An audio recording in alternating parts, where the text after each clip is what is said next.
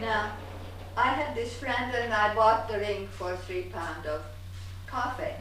So I went to a goldsmith in there, silver and goldsmith in Dohnavur, and he made 2 rings out of that one. And I put in one, it was exactly 1946, July, I think, whatever is written in here, I forgot. And the other, I said Viola, and the other for me, Shiny. So, with this, I went back to the BLW camp, or rather the restaurant where they take cards. So I said, Gyarfas, here I am. Oh yeah, I am so happy to see you again. How are you doing? Everything else. And we went back to the house and we sat down and I says, listen, I was thinking over, you know, our predicament and everything, and I do like you. There's no two ways about that. And you asked me if I want to marry you, so here are the rings. And he was just looking. He was just looking. He says, did I say all that? He was teasing you. He was, I think he was teasing me. I was kind of mixed up for a minute. He says, well, you said you wanted to marry me. He says, well, that was 3 months ago. Don't be so absurd. It's a good, I says, you don't even have to buy the rings. See, I came with the rings. So he looked at the rings and everything. And I says, put that little one on my finger. So he put the little one on my finger and we kissed and hugged. So that was it. Then we said, well, we have to get married. I mean, when are we, how is it that going to be? I said, I'm going to talk to Captain Kruglenski, and he would write to your captain, what's his name, and I wrote it down. And he says, all I have is my old uniform. I'm not going to run around with that old uniform because the Jews are looking for strange people in here, and I don't want to go home to Hungary now, right now. So, okay, we sent his friend into Munich to get some clothes, civilian clothes on the black market. So that's how his friend, also his name was Shani, said he went and he bought him a suit, and we were thinking over when, and he came to then I sent him the papers, and he got excused from that camp or whatever he was in, and came up to Daytona in that jackets. It was a jacket suit. My mother looked at him and he says, my God, you look like a circus director in that suit. So he was very much hurt. So they let him go. So they let him go right away, and then in Dohnavur we got a room for ourselves. But the day when we got married was very cold, and it was December 11th. I never forget. And the Calvinist minister got married too. So the 2 of us, and we got all together, all the cards, you know, food marks and tickets and everything, and my mother cooked a good dinner. And we ate it, but by that Gyarfas has 102 fever. He had the flu. So we ate, and we sent Gyarfas home to his room, what was a couple of corners down the street, and we finished the evening, the camp company, and the next day my girlfriend and I we traveled, we said Gyarfas good night, and be, behave himself and be better, feel better. And we went back to Austria for a package. What we heard that the Russians were there, it was left by Vienna, not very far from Vienna, and a whole bag, not backpack, so this cart, what we carried on this from Hungary a year before, Right. you know. So a It's year a had already wooden- passed? A year passed, yeah. That wooden crate is there. So we went back to get my wooden crate, and some of the stuff there were clothes, there were material, and there were lots of things missing. Smaller things like we had silver bowls and things packed up in there, you know, from the home lamps and stuff. That was all missing. But lots of things was there. We didn't care too much what's not. Whatever can you sell for food, Right. you know. So that was it. So actually, after the wedding, I didn't see Gyarfas for 2 more months. Everything went slow. There was no train or any connection. So we had to hitchhike from one town to this, one town to this, from, you know, all over in Austria to and from Germany to Austria to this and that. It takes months, it takes weeks till you get to somewhere. So that it was. So I came back, and then I remember that time. Then we had a nice little room, and that was it. Then we moved in, and that was our honeymoon. And we had the room was not bigger than about that much. Long, and there was a sofa, a chair, and a table on this side.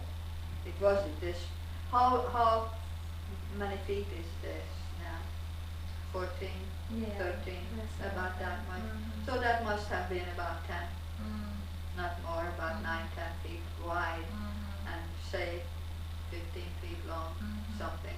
There is a stove in the corner where we could cook, and a chair with two, a table, I think, a narrow table with 2 chairs, and a sofa or whatever. It was a bed, but it wasn't a bed. It was just 2 mattresses on some board. That's it. That's it. So how long And, did y'all a chest of drawers in that side, and about the half of the chest of drawers was like an armoire, Yeah. and hang up a couple of clothes. We didn't have too much anyway. And the windows. So what did he do to So- make food? What happened there? This room where we have been belonged to a family who had a garden, wait a minute, nursery next door. And he went to work in there for vegetable. They didn't pay him. I got paid at the American government, but we didn't use that money too much anyway, because that was no good. You couldn't buy anything for German money in there. So I had paid, we had money, you couldn't buy anything on money, but he got vegetable. So he was gardening with those people. And while he was working, they were rough. They made him work so hard. And at the end, what he got, a head of salad, lettuce, couple of onions, or, you know, was green pepper. Once he got a green pepper, big deal. And tomato, one or two. So very scarcely, but at least we had, vegetables. And then y'all was staying in their room. And then we stayed in the, no, we No. paid for that. Oh, y'all did pay for that. We paid for the room. Mm-hmm. It was no problem paying for the room. The room was in a room on a long hallway, and that was one room out of that. And they had their rooms coming from the hallway. End of the hall there was a bathroom. So we could, at least we had a regular bathroom.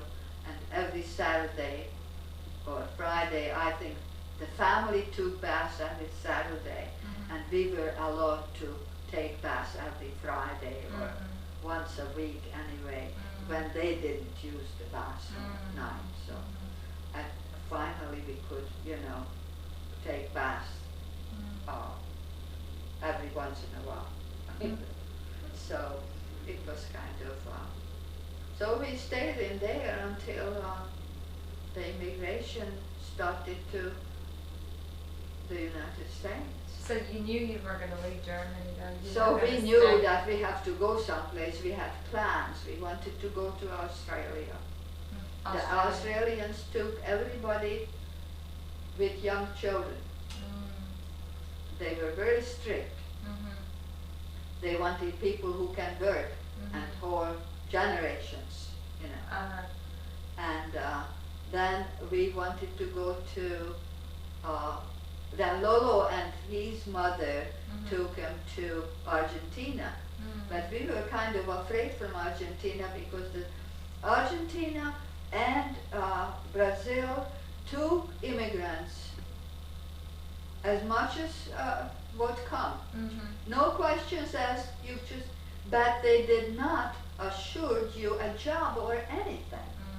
So we did not speak any Spanish. We didn't know where to go, what to go, who is there, what kind of job. We didn't hear anything from anywhere. So it was kind of, but then we decided we go anyway. We went into a big camp, what was in München, and that camp was a processing factory for immigrants to go all over the world. And there was the Americans. We were not sure whether we could come to America because Shani had relatives in here, the family who were Greek Catholics. They were living in the United States. They lived in Pittsburgh, Pennsylvania. And Shani knew the telephone, he knew their address. So we wrote to them that we are in this predicament, and if they would just say that they would assure us of some kind of job, we would not be in their on their neck or whatever it is, and we don't want to live on them or something. Right. Just but help please help us to come over only. They wrote to us that we are poor priests and we are not able to do that for you. It turned out to be they were very rich. He was a bishop too. That's for the people who run to church every minute. Anyway, we gave up that, and we were going to, no other place but Australia and Brazil. There were the Australians like to process people,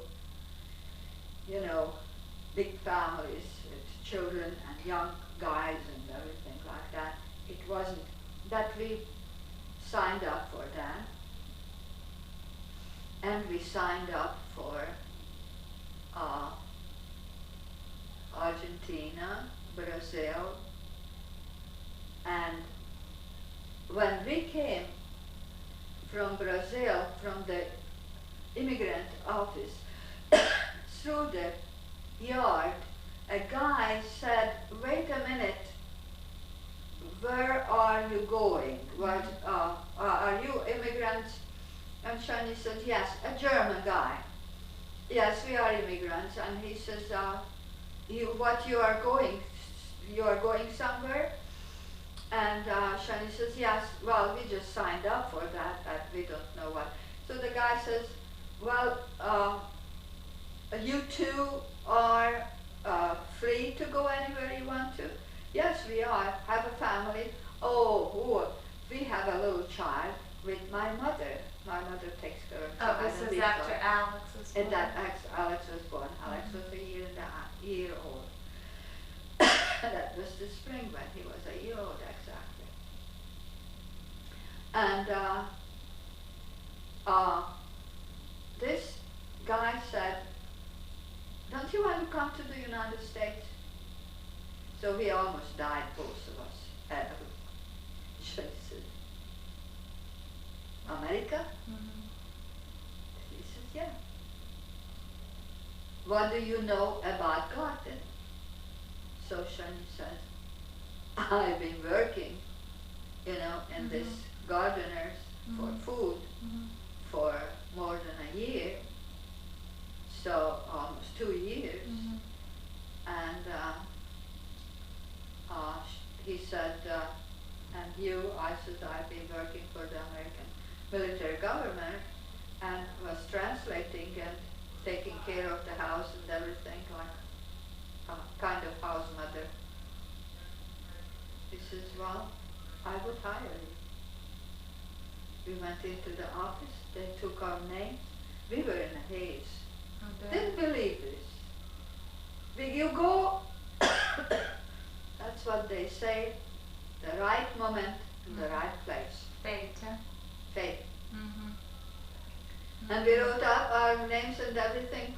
I couldn't come, I had some kind of a problem, cold, and we had to go through lots of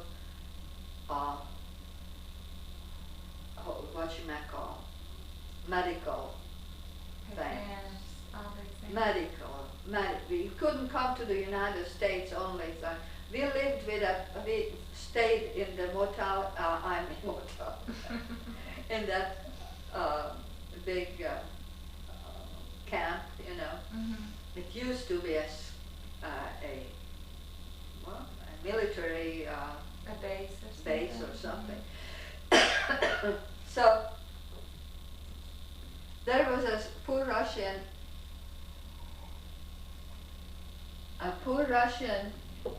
couple with a child who was very nice, but he was kind of retarded, and they just could not get it. They could not come through. They had relatives. They assured them that they keep them, and they had money to keep them, and they couldn't. They didn't want to let them go. I'm so sorry for them. No, they were going to take your mother too. So we had to, yes. Mhm. He says they assured us a home, Mhm. a garage apartment, Mhm. and my mother takes care of the baby, and Shani and I are working. Mhm. He's as gardener, Mhm. and I as a maid. Mhm. And he says, "It's not that much, because they are not home too much, Mhm. and we have a cook and a butler." Mhm. I said, "Okay." It turned out to be that was the butler, but at that time we didn't know, Mhm. They sent the butler over to hire for someone for themselves. Oh. Anyway, then we signed the paper, everything was all right. All at once we were told that my mother's x-ray was not in the papers. She has to have x-rays.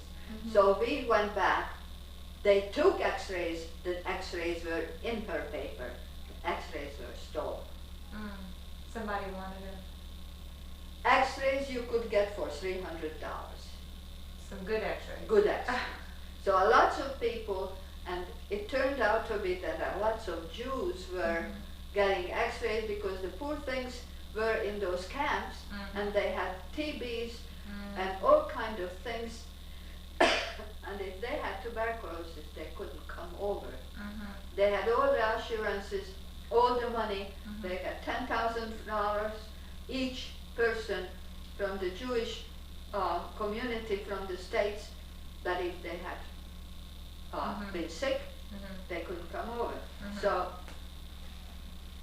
there was the black market. You know, someone was always buying and selling and you know, stealing X-rays. So this was holding us about 2 months till we get through the whole thing again, so we can come out together. You know. It must have been nerve-wracking. It was nerve-wracking because we didn't want to leave my mother in there alone, and then what to do with the baby.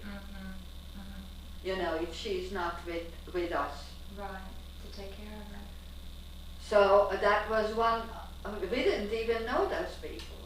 You know, we didn't know those people. We didn't know nothing. We didn't even know that the guy who hired us, who he was.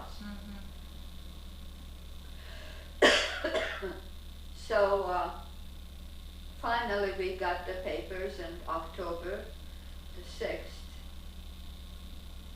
end of October. We started out from Munich to go to Hamburg, and in Hamburg,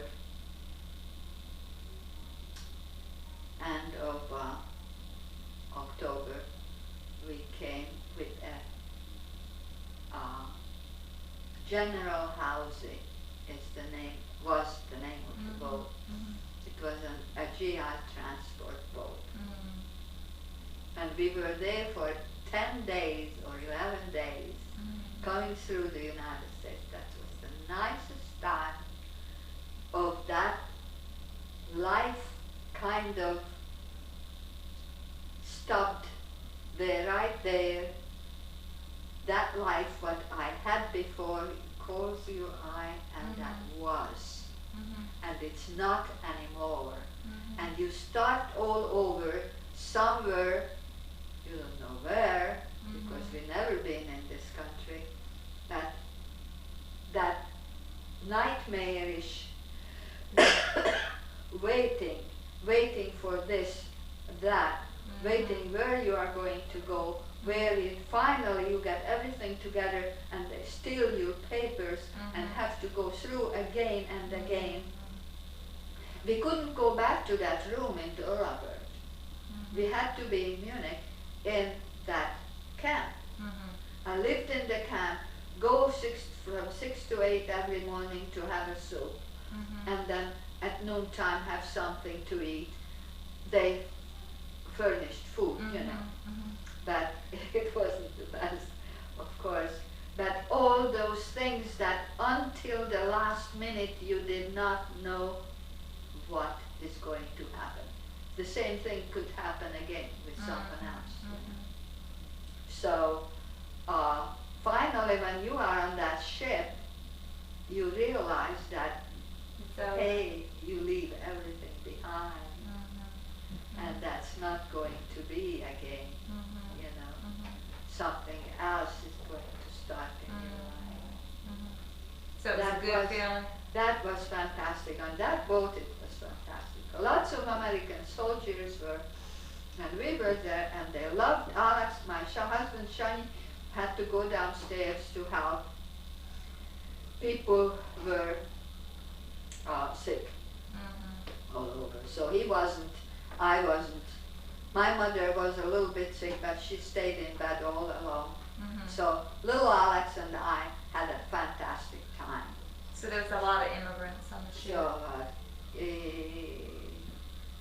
about 600. Oh, hundreds. And we had a good time. We went the first breakfast. It was a beautiful, big dining room on that ship, and long, long tables, and the tables had low frames, you know, To but keep the things ship on. was nothing falls on. We enjoyed that, and they took the crew behind the, you had to go with your plate, you know, like, I think is cafeteria style. They took Alex away from me, and one soldier threw it to the other. They played with him.